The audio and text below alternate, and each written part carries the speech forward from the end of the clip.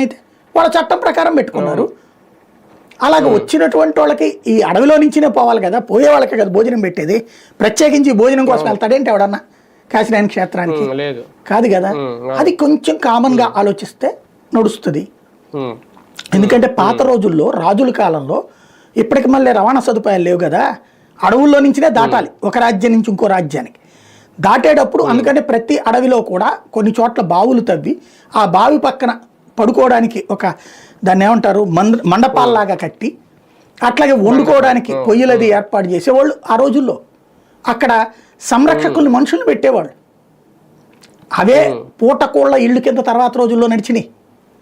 తర్వాత రోజుల్లో రాజుగారు ఆ పూటకోళ్ళకి డబ్బులు ఇచ్చేస్తాడు, ఆ పూటకోళ్ళు ఒడ్డు పెట్టేవాడు. అట్లాంటి సిస్టమ్ నడిచింది. ఇదంతా మన సంస్కృతిలో భాగం. అది వీళ్ళు గ్రహిస్తే బెటరు.